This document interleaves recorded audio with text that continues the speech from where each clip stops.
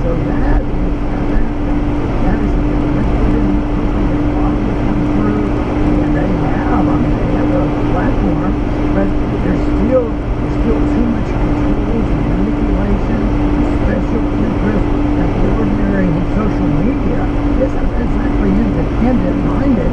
They certainly aren't independent-minded in the true sense of the word, that the purpose of these organizations is to spread the truth. But they spread it in the name of truth, everything they do. But that's a political statement. Every politician is for the truth and the Constitution and helping the poor and on and on. At the same time, they're lining their pockets. And of course, the thing that makes me the most nervous of all this activity is corporatism.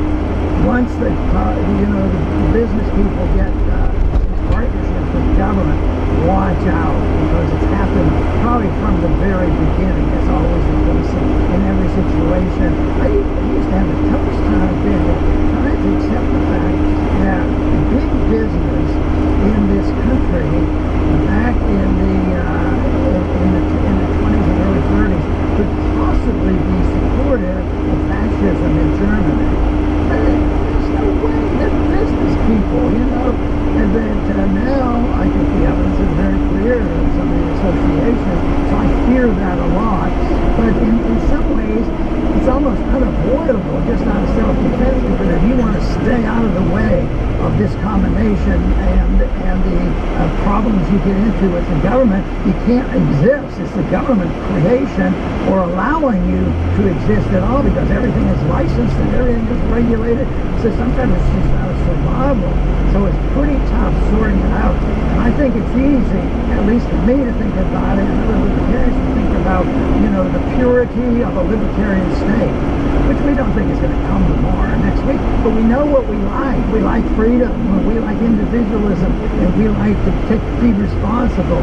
At the same time, the corporations are never satisfied. So the corporate state, the corporatism, and the crony capitalism, all done in the name of freedom and freedom, that exasperates me, because I just know that there's so much insincerity there, no sincerity at all. And I got to thinking, and some people will report, yeah, those Democrats, they are really bad people. And it turns out that I think it's sort of bipartisan. It depends on whose ox is being gored and who wants the power and who wants the money. I can't help but think, though, under this current state of circumstances about what's happening there, you have to say, well, if there's a balance that usually works out where one gains, the other loses, and it goes back and forth, I'd have to say there's not much doubt in my mind the Democrats have really gained a lot of momentum in promoting what they believe in, and there's been a real challenge to the independence and free market system of sound money that Republicans have claimed they believe in. Yeah, there's been a real shift over the past few days, Dr. Paul. We saw, thousands, if not millions, of posters, social media accounts deleted. Millions more voluntarily left places like Twitter, which permanently deplatformed President Trump over some claims that he was glorifying violence, which actually, if you look at the tweets compared to others that actually do glorify violence, there's nothing there. But, the whole social media world, the whole internet world from the beginning, 25 years ago, started as a facilitator of free speech, and it was kind of a vital frontier in the early days. But unfortunately, as with the mass availability of the printed word a few hundred years before that, the history of free exchanging of ideas and the history of people who want to clamp down on the free exchange of ideas. And Jack Dorsey, the CEO of Twitter, famously once said, now it's down in the memory hole, but Twitter is the free speech corner of the free speech movement, which sounded pretty good at the time. But then, as you alluded to in your introductory statement, Dr. Paul, what happens, and unfortunately what we're seeing here very clearly, and I'll read a quote from Glenn Greenwald, is that big tech, which is enormously rich and powerful now, has found itself in bed with big government, and the two of them are doing each other's bidding. And here's an example. The two things that happened, of course, are the deplatforming of a lot of conservatives and some progressives, as you point out in your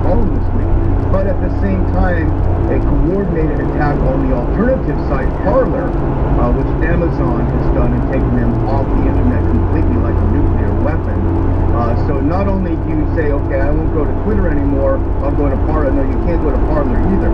Well, here's what Greenwald tweeted, and he was commenting on Representative Ro Khanna, a Democrat from California, who was demanding that Amazon get rid of Parler, kick them off the internet, make them disappear. I just want to read this quote from Greenwald, because Greenwald is, as you know, as a pro-free speech, pro-civil liberties, progressive. And he gets it. Here's what he says. Having elected officials with power over tech companies direct those companies to censor those with different ideologies is despotic, a merger of state and corporate monopolistic power. But the 9/11 framework is in play.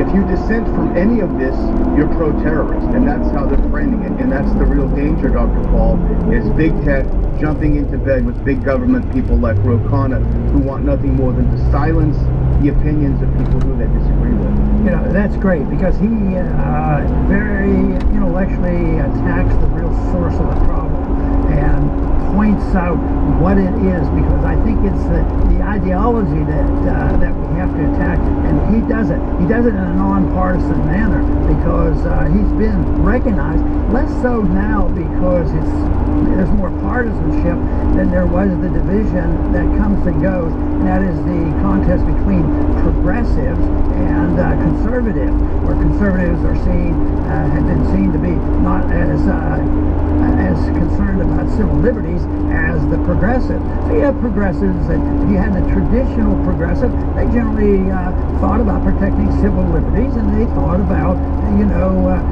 not supporting the wars like they did in the 60s.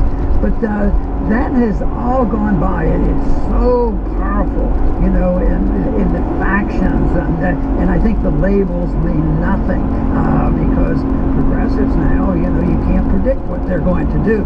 But there was one group that we have worked with, and Daniel, as you recall, in our congressional office, we would frequently try to work out on civil liberties with ACLU, which I always thought was pretty neat, that you could, because it sort of brings people together without sacrificing any of your principles. But this is just my opinion. It seemed like the ACLU has drifted away from conservatives, and I can understand that. But I always thought it looked like they were drifting away a little bit, even from libertarianism, like Greenwald represents a libertarian viewpoint. So right now, though, ACLU yesterday, I think, made a statement and said, hey, you better go cautiously when you think you can advance this without any concern about liberties. And it's good to see that the ACLU came out with that statement, and at least see coming, a little bit back in the fold of concern about civil liberties and protecting them, not in a partisan way or a financial, monetary way, but just because it's the right thing to do. And the danger, of course, is of monopolies and monopolistic power, and I think that's what the ACLU warned of. When you have the ability of big tech to just flip a switch without any real transparency, without any kind of sort of due process, and silence and broad swath of people, you have a real power to regulate the public square, which is essentially what the internet is. And as you pointed out in your column today, Dr. Paul, and I urge all of our viewers to read it on the RonPaulInstitute.org website. There is an argument that these tech companies are private firms, and therefore they are completely within their rights to do anything they wish to do. There is an argument for that, but there's a counter argument, which I think you've made, and others have made as well. And in fact, I think Jonathan Turley has made it recently too.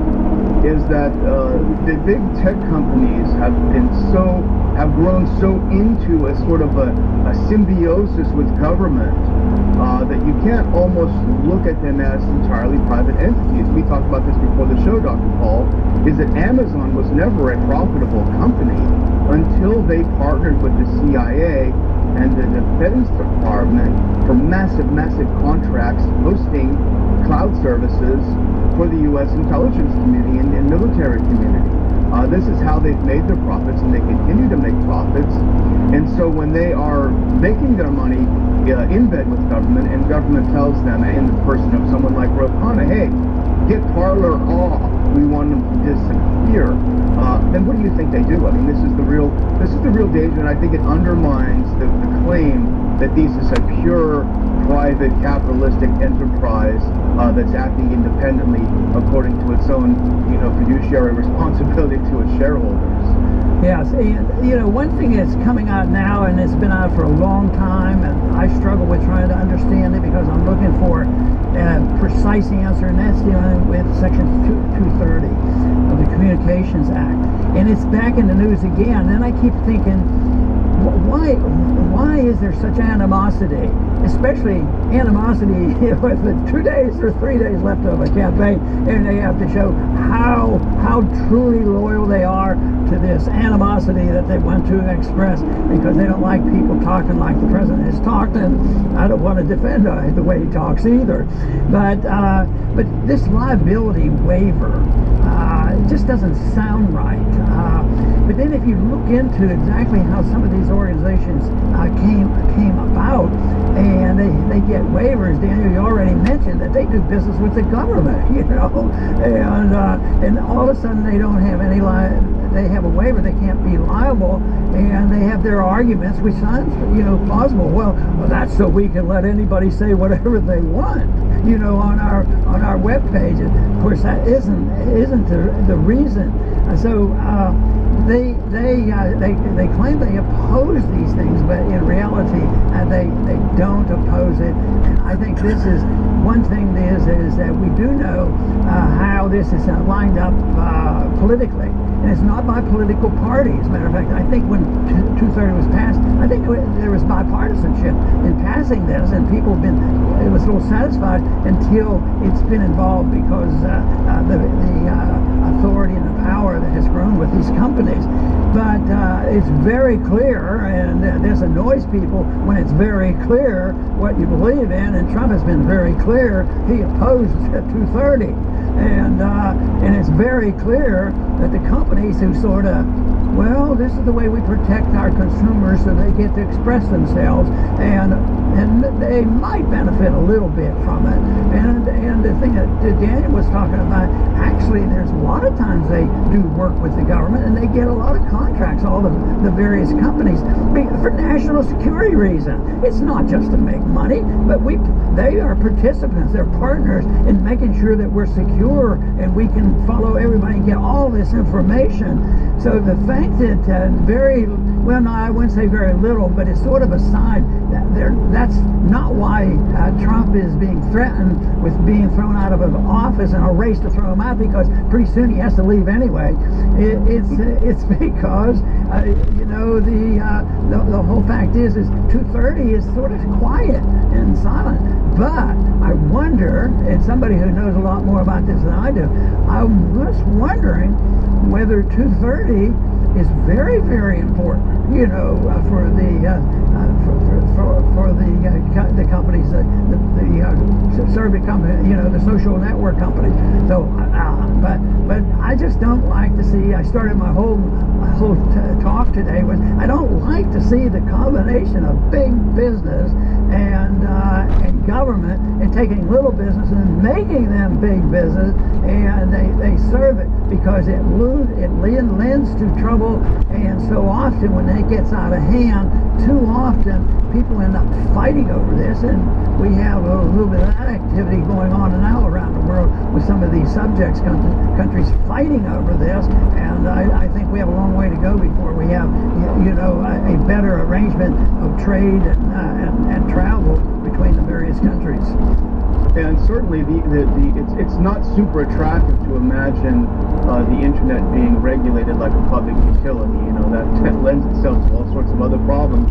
But as Professor Turley argued, I think in a piece he did today, imagine if Verizon or Sprint went onto your telephone call and started saying, hey, you can't talk about that kind of stuff on this call. We're going to shut you down, because you were talking about how you like Trump or something. It really is, it's really a concern.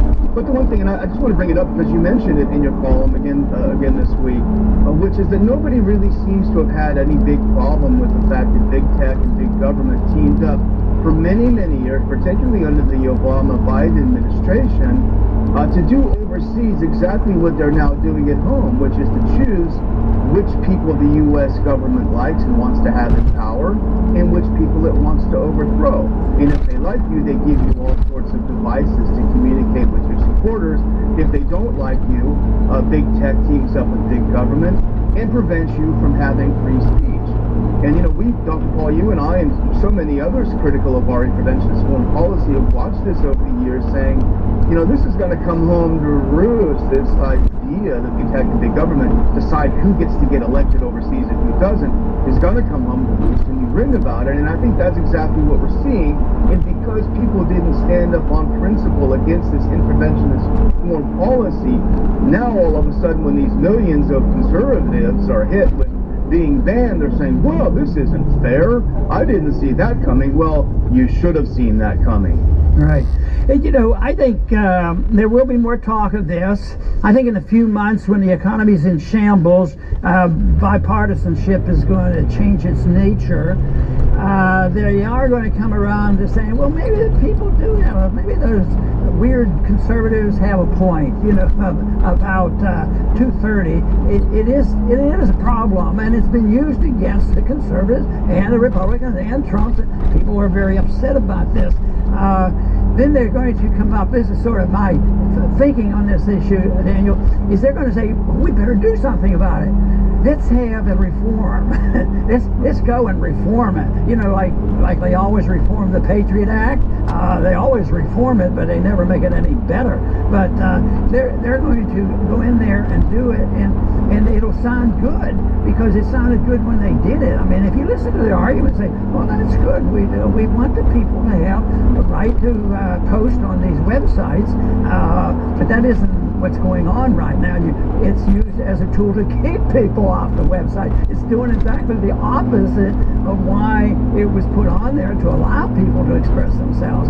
Private property and private contract and voluntarism is an answer to it. That's a long way from what we have now in almost everything that we do. But that is the answer, because if there's voluntarism and property ownership and contracts made, then you have to have liability laws where you can go at people who are disobeying and telling the truth and lying and stealing. But unfortunately, the whole country, the economy, our foreign policy is all just a big mess of interventionism and authoritarianism and crony capitalism and all. But that doesn't keep us from stating what it could be like if you had a free society and free markets and property, because it would be entirely different. And if people would say, well, then there'd be no regulation, it would be worse than ever. That is not the case. Under those circumstances, when you're not allowed to lie, when you're not to lie, cheat, steal, or kill, and that's the main rule you have, all of a sudden it might be, can you imagine what it would be like if corporations, individuals, and governments could never lie to us? I mean, going to war, whether it's a domestic war against a virus or an international war against Saddam Hussein, hey, think of many lies. They complain now, well, lies have been told and we have to do this, we have to punish people and all that.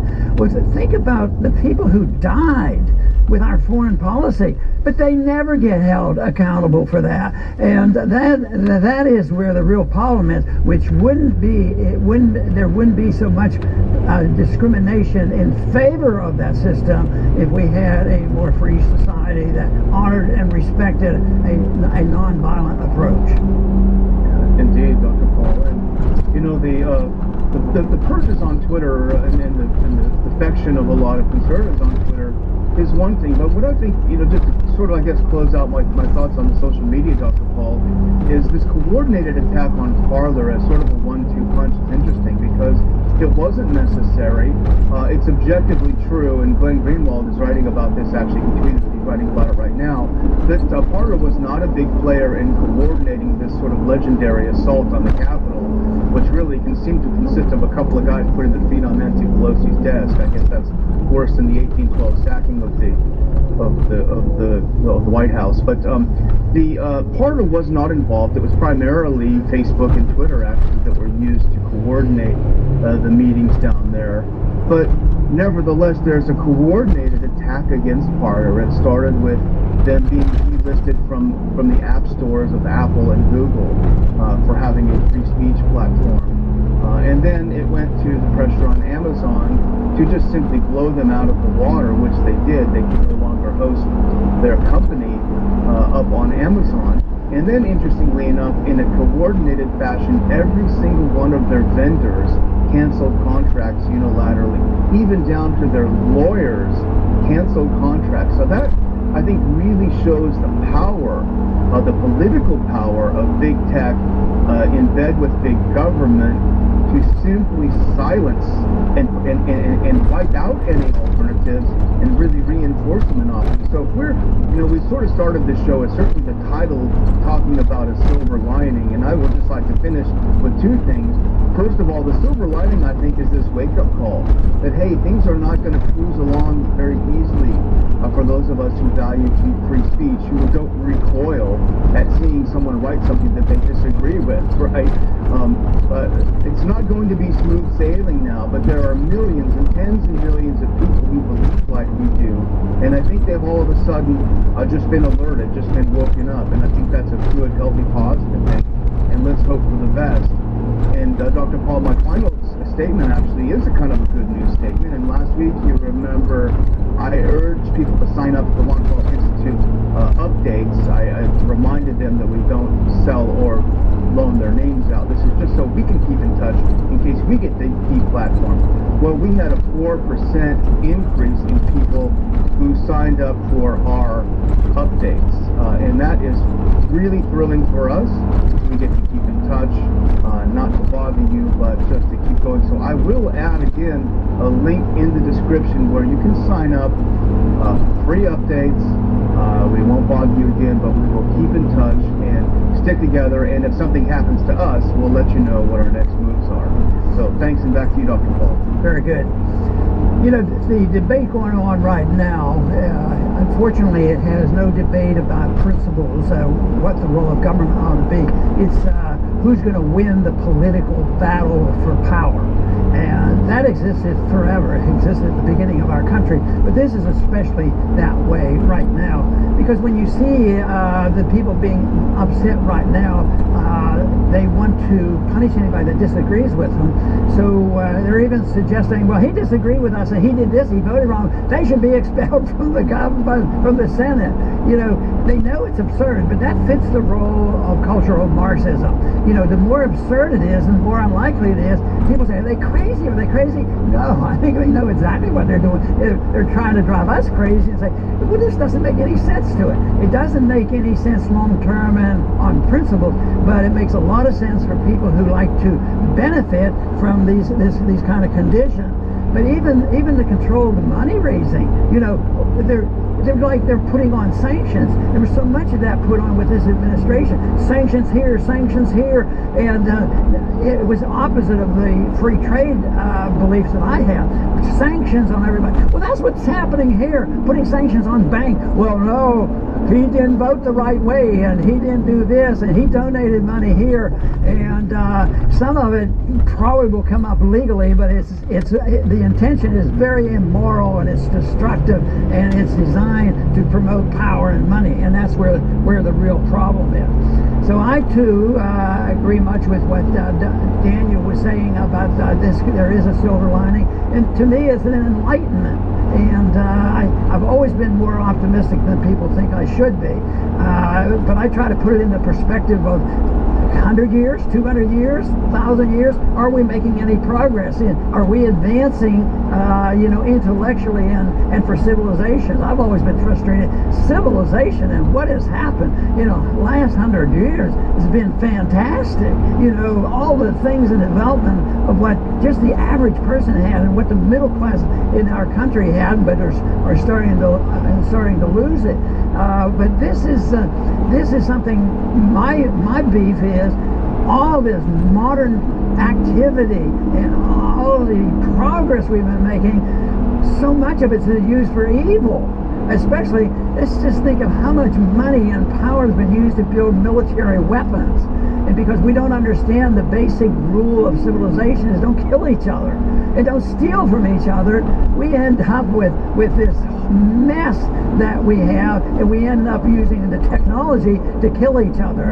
And yet, in the meantime, though, there's a lot of the technology has helped a lot of people. It would just be so much better. And I think that is what I hope people understand. They're enlightened by this, and that's why I say not tomorrow, and not because they listen to this program and say, hey, that's the right thing to do. I think I'm going to change my mind. No, it's coming because the failure of a system. Sometimes it's slow learning. Even in Venezuela, it should be handwriting on a wall, and they know that socialism is a monstrosity. No, they're still working on the old ideas, just as we continue to do it. Well, the problem is the government's not spending enough money. We've only spent $6 trillion this year. We need to spend $12 trillion next year. No, there's going to be an enlightenment because what we're doing isn't going to work. And then they're going to say, wonder where the information is. And I don't care how powerful they think they are in the media. Those ideas of the principles of liberty cannot be killed. They'll be around. Somebody stored them. Some people thought, well, this is not a surprise. We figured they'd come and do this and close some people out of trying to tell the truth. But the information is out there. They're not going to destroy it. When the people want it, all they have to do is look around and then influence the government in a direction of more liberty and less of this authoritarianism. I want to thank everybody for tuning in today to the Liberty Report. Please come back soon.